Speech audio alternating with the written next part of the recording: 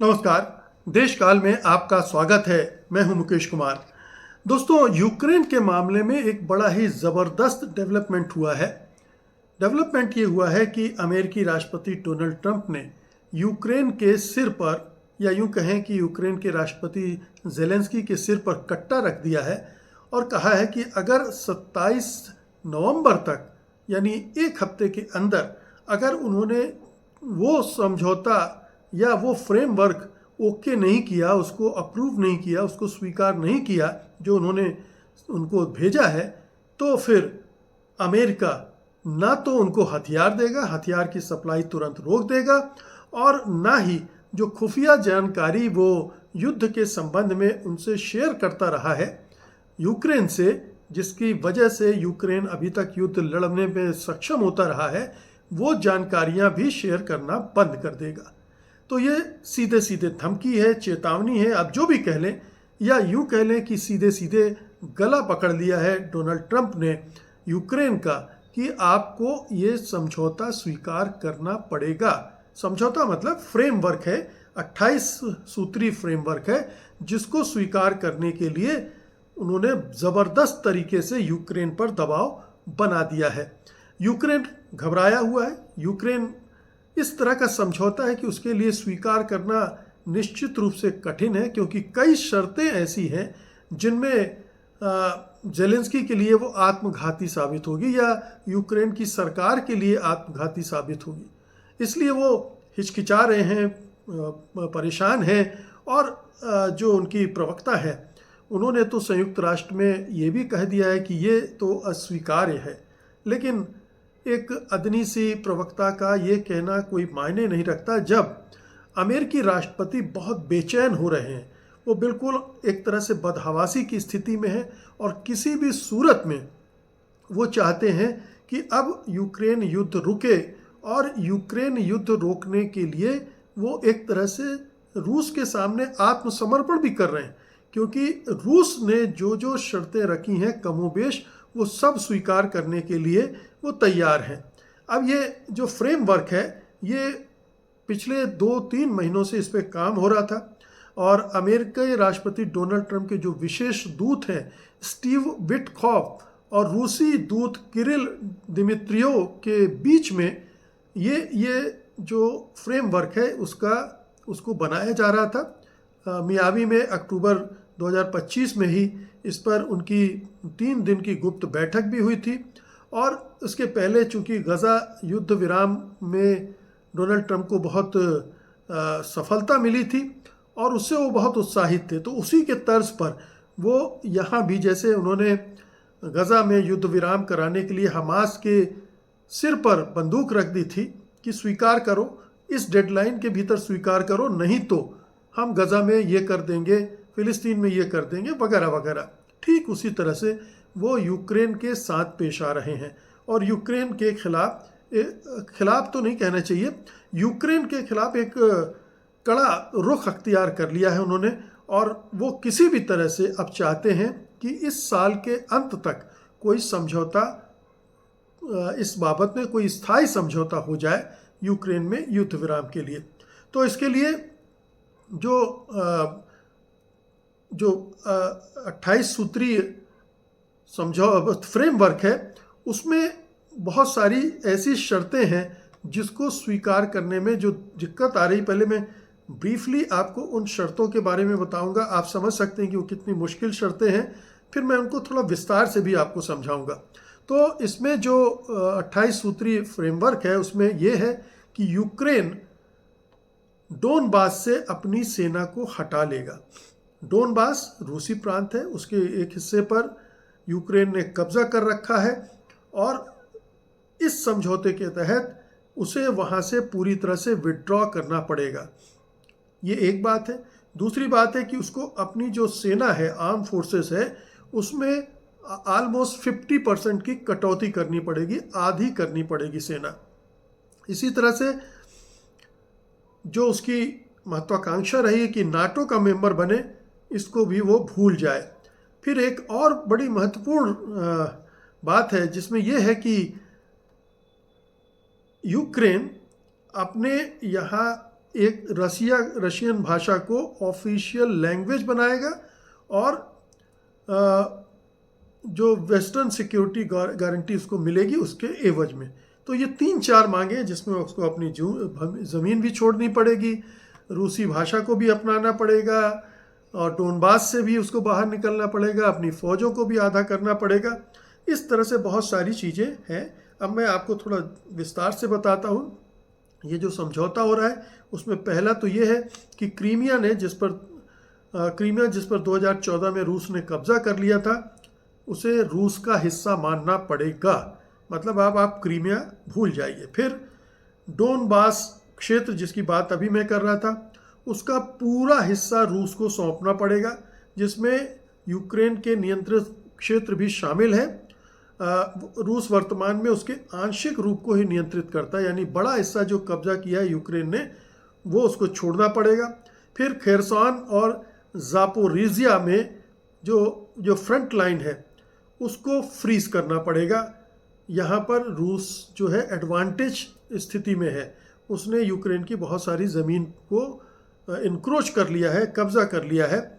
Ukraine को पूर्वी क्षेत्रों का बड़ा हिस्सा इससे खोना पड़ेगा जो उसके संविधान के भी खिलाफ है, और रूस को इससे बहुत बड़ा बेनिफिट लाभ होने जा रहा है। इसी तरह से डोनेस्क क्षेत्र में डीमिलिटराइज जोन बनाना पड़ेगा, यानी बफर जोन बनाया जाएगा जिसमें दोनों पक्ष वहाँ से हट जाएंगे। ये इलाका भी यूक्रेन का है, यहाँ से भी यूक्रेन को बाहर होना पड़ेगा। फिर आता है दूसरा हिस्सा इसका सैन्य प्रतिबंधों का है, मिलिट्री जो लिमिटेशंस हैं उससे जुड़ा है। तो यूक्रेन की सेना का आकार लगभग 6 लाख तक सीमित करना पड़ेगा। अभी ये माना जाता है कि 10 से 12 लाख के आसपास उसके पास सेना है। लंबी दूरी के हथियारों जैसे मिसाइलें जो रूस को निशाना बना सके उन पर प्रतिबंध लगेगी और उसमें कमी भी करनी पड़ेगी। अमेरिका जो है वो लंबी दूरी की जो मिसाइलें हैं और जो सैन्य सहायता दे रहा है उसको बंद करेगा। विदेशी सैनिकों का यूक्रेन में तैनाती पूरी तरह से प्रतिबंधित रहेगी, खासतौर पर नाटो की। अब इससे क्या होगा, यूक्रेन की जो रक्षा क्षमता है वो कमज़ोर होगी, लेकिन चूंकि अमेरिका से और यूरोप से गारंटी मिलेगी सुरक्षा की, तो इस मामले में वो निश्चिंत हो सकता है। फिर इसमें भाषा और संस्कृति की बात आती है, और नाटो की बात मैं कह चुका हूँ कि नाटो की स्थायी रूप से सदस्यता नहीं मिलेगी यूक्रेन की, ये इस फ्रेमवर्क का हिस्सा है। रूस की भी ये बहुत ज़रूरी शर्त रही है।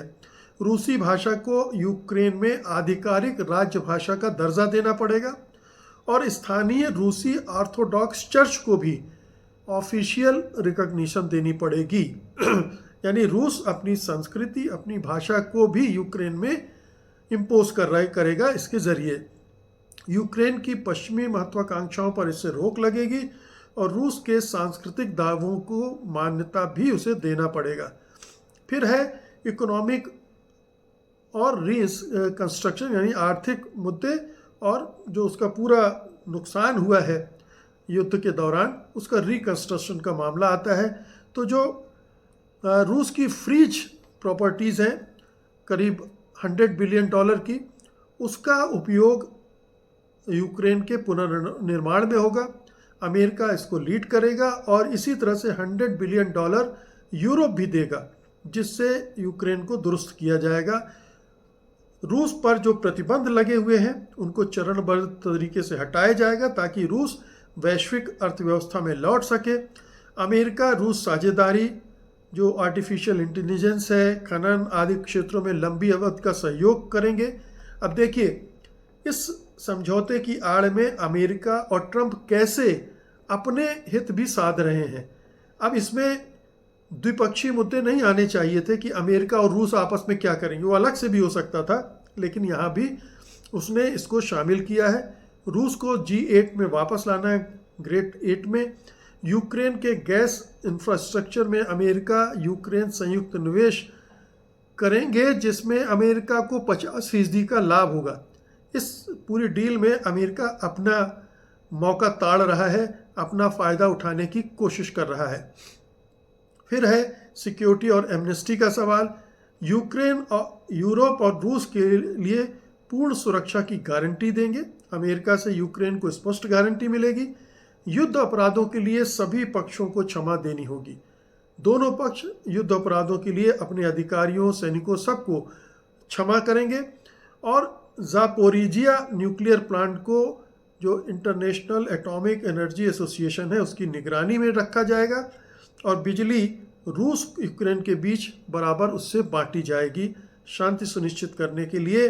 लेकिन युद्ध अपराधियों को छूट विवादास्पद है। ये तमाम चीज़ें हैं जो यूक्रेन को माननी पड़ेंगी। ये 28 सूत्रीय समझौता है जिसकी मुख्य बिंदु मैंने आपसे शेयर किए हैं। अब इन पर यूक्रेन में, कीव में इस पर विचार विमर्श हो रहा है। ज़ेलेंस्की जानते हैं कि इसके बिना कोई चारा नहीं है, क्योंकि पिछली बार भी जब वो अड़े थे यूक्रेन में जो रेयर अर्थ मेटल्स का जो डील ट्रंप चाह रहे थे, जब वो अड़ने लगे थे तो ट्रंप ने वही कट्टा रख दिया था उनके सिर पे और झक मार के उन्होंने वो डील की थी। इस डील में भी कमोबेश जो ट्रंप का स्टाइल है डील करने का, डील करवाने का, वही काम आ रहा है और वही वो यहाँ पर आजमा रहे हैं। सवाल उठता है कि इस पूरी डील में अमेरिका है, रूस है, ये दोनों तय कर रहे हैं, यूक्रेन को फोर्स कर रहे हैं कि आप ये शर्तें मानो। यूक्रेन के पास कोई चारा नहीं है। लेकिन दूसरी तरफ आप देखें कि जो यूरोप के देश हैं उनको कहीं इसमें विश्वास में नहीं लिया जा रहा है। यूरोप के देशों की कोई भूमिका इसमें तय नहीं की जा रही है और रूस कैसे जो यूरोपीय देश हैं उसमें ये क्या करेंगे। इसीलिए यूरोप के कुछ देशों ने साफ तौर पर इसको स्वीकार करने से इनकार कर दिया है, बल्कि कई ने तो ये कहा है कि ये अपमानजनक है। फ्रांस ने इसे ठीक नहीं माना है और भी एक दो देश हैं जो इसको स्वीकार करने के लिए तैयार नहीं है। ब्रिटेन, जर्मनी और फ्रांस के नेताओं से बात की है ज़ेलेंस्की ने, लेकिन जैसा मैंने कहा कि यूरोप के नेता ने इसे समर्पण बताया है। रूस ने कहा कि उसे कोई आधिकारिक योजना अभी नहीं मिली, ये रूस कह रहा है, जबकि रूस इस पूरे जो योजना बना है, फ्रेमवर्क बने हैं, उसमें इन्वॉल्व रहा है। तो लबो-लुआब ये है कि डोनाल्ड ट्रंप चाहते हैं कि जल्दी से जल्दी ये उपलब्धि हासिल कर लें, क्योंकि उनके कहे के मुताबिक 8 युद्ध तो वो रुकवा चुके हैं। इसके बावजूद उन्हें नोबेल पुरस्कार नहीं मिल पाया है। हाँ, अब यूक्रेन का युद्ध अगर रुक जाए तब तो बिल्कुल उनका नोबेल पुरस्कार पक्का हो जाएगा और अगले साल का नोबेल शांति पुरस्कार उनको मिल जाएगा। इसलिए वो पूरी ताकत से लगे हुए हैं और उनका जो अपना स्टाइल है कि वो अपनी जो योजना है, अपनी जो इच्छा है, अपने जो विचार हैं वो थोपते हैं और वो यही कर रहे हैं। और वो रूस को तो झुका नहीं सकते, पुतिन को तो झुका नहीं सकते। उन्होंने हर तरकीब आजमा के देख ली। उन्होंने प्यार से पुतिन को डील किया, उन्होंने निमंत्रण दिया पुतिन को, अमेरिका बुलाया, वहाँ उनसे अलग से मिले, जो कि एक बड़ी ऐतिहासिक घटना बनी। उसके बावजूद पुतिन नहीं पिघले। पुतिन ने बल्कि यूक्रेन पर अपने हमले और तेज़ कर दिए और घातक हमले करने लगा और इससे डोनाल्ड ट्रंप उखड़ तो गए, लेकिन उनकी मुश्किल ये है कि वो पुतिन का कुछ बिगाड़ नहीं सकते हैं। उनका बाल बांका करने की स्थिति में वो नहीं है, क्योंकि सैन्य रूप से जो रूस है वो बहुत मजबूत है। बेशक आर्थिक तौर पर कमज़ोर है और आर्थिक तौर पर उसे कमज़ोर करने के लिए डोनाल्ड ट्रंप ने फिर कुछ और सैंक्शन लगाए, जिनमें जो तेल निर्यात करने वाली कंपनियों उन पर सैंक्शन लगे, जिसकी वजह से भारत, चीन और दूसरे देशों पर दबाव पड़ा कि आप अब तेल रूस से न खरीदें। और भारत ने, जैसा कि खबरें आ रही हैं कि लगभग बंद कर दिया है तेल खरीदना। यही दूसरे देशों पर दबाव पड़ रहा है। तो रूस को इकोनॉमिक सैंक्शन के जरिए भी झुकाने की कोशिश की गई, लेकिन रूस झुकने को तैयार नहीं है, बल्कि उसने यूक्रेन पर और भी दबाव बढ़ा दिया। ऐसी सूरत में डोनाल्ड ट्रंप को एक ही रास्ता दिख रहा है कि जो रूस कह रहा है उसे स्वीकार कर लो, उसी को यूक्रेन को स्वीकार करने के लिए मजबूर कर दो और फिर इस शांति समझौते का सेहरा अपने सिर पर बंधवा लो और नोबेल पुरस्कार पर अपनी दावेदारी पक्की कर लो। तो ये हालांकि डोनाल्ड ट्रंप की और पुतिन से पहले से काफ़ी अच्छी समझदारी उनके बीच में थी और समझौते भी दोनों के बीच में आदान प्रदान भी होता था। लेकिन रूस इन सब मामलों में और पुतिन ज़्यादा कहीं चालाक हैं अमेरिकी राष्ट्रपति से, और वो उन्होंने न केवल फूंक फूंक कर कदम रखा बल्कि अपनी ज़्यादातर बातें मनवाने में कामयाब हो रहे हैं। अब ये जो पूरा फ्रेमवर्क है वो पूरी तरह से रूस की तरफ झुका हुआ है। इसमें रूस का ही फ़ायदा है। वो वापस अंतर्राष्ट्रीय बाज़ार, अंतर्राष्ट्रीय अर्थव्यवस्था का हिस्सा बन जाएगा, G8 का हिस्सा बन जाएगा। नाटो का मेंबर बनने वाला था यूक्रेन, वो नहीं बन पाएगा। उसने यूक्रेन की काफ़ी ज़मीन पर कब्जा कर लिया है। ये तमाम एडवांटेज रूस को मिल गए हैं इस पूरे यूक्रेन युद्ध से, और अब अमेरिका से अगर डील हो जाती है या ये शांति समझौता हो जाता है तो उसके लिए तो पवारा है। लेकिन डोनाल्ड ट्रंप की आंखों में बस एक ही सपना है, नोबेल पुरस्कार का, और इसके लिए वो यूक्रेन को दबाने झुकाने में जुट गए हैं। देखते हैं कि 27 नवंबर तक यूक्रेन क्या फैसला करता है और क्या रूस, जो अभी ये कह रहा है कि उसे तो अभी इसके डिटेल मिले ही नहीं हैं, वो किस तरह से रिएक्ट करता है। बहुत बहुत शुक्रिया आपका, धन्यवाद, नमस्कार।